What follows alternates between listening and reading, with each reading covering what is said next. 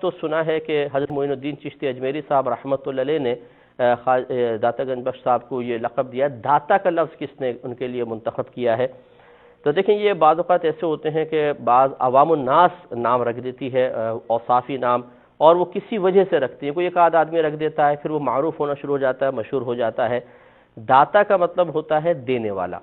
حقیقتاً داتا میرے رب کی ذات ہے، یہ ذہن میں رکھیں کہ اللہ تعالیٰ کے عطا کیے بغیر کوئی کسی کو ایک تنکا بھی نہیں دے سکتا، تنکا بھی نہیں دے سکتا۔ میرا رب ہی حقیقتاً سب کچھ دینے والا ہے، لیکن اسی میرے رب کی عادت کریمہ ہے، اور یہ عادت جاری و ساری ہے کہ اللہ تعالیٰ جو کچھ عطا فرماتا ہے وہ کسی سبب اور ذریعے سے ہی عطا فرماتا ہے۔ کبھی تو ایک مخلوق کو دوسری مخلوق کے لیے ذریعہ بنا دیتا ہے، جیسے ماں سے بچہ دودھ پیتا ہے، ماں باپ اس کو کھلاتے پلاتے ہیں، بڑا کرتے ہیں، ٹیچر سے وہ علم حاصل کرتا ہے، کتابوں سے علم حاصل کرتا ہے، لباس سے سردی گرمی سے بچاؤ حاصل کرتا ہے، اور بہت دوائیوں سے علاج، ڈاکٹروں کے ذریعے علاج۔ تو یہ آپ سب دیکھیں کہ ایک دوسرے کی مدد کر رہے ہیں، تو ایک دوسرے کو کچھ نہ کچھ دے رہے ہیں، نفع بھی پہنچا رہے ہیں، ضرر بھی پہنچا رہے ہیں۔ تو ہم یوں ہی کہیں گے کہ حقیقتاً تو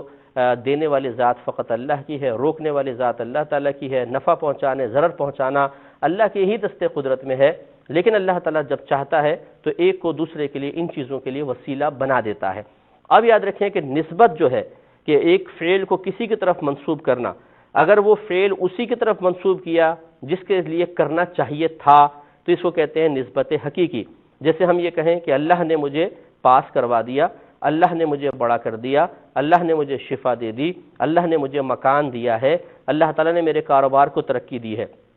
تو یہ جب ہم اللہ نے چونکہ سب کچھ حقیقتاً کیا ہے تو ہم ان تمام افعال کی نسبت اللہ کی طرف کریں تو یہ نسبت حقیقی کہلاتی ہے۔ اور اگر ہم مجازن کر دیں، ٹرک نے ایک بوڑھے کو کچل دیا، ٹرک نے مار دیا جان سے، انہوں نے جادو کروا کے مار دیا مثال کے طور پر،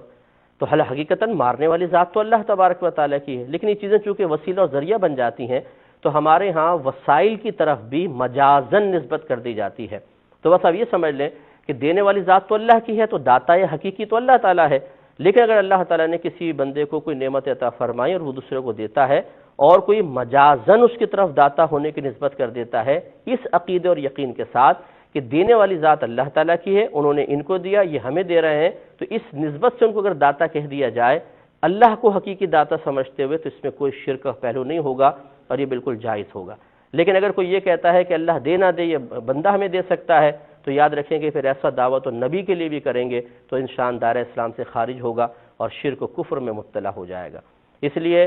دینے والی ذات اللہ کی ہے، اس وجہ سے وہ داتا حقیقی ہے۔ اگر بندے بھی کوئی ایسا سخی آدمی ہے کہ دے رہا ہے، لوگوں کو خوب بانٹ رہا ہے، تو اس کو آپ داتا کہہ سکتے ہیں، لیکن مجازن کہہ سکتے ہیں، اس میں کوئی حرج نہیں ہے۔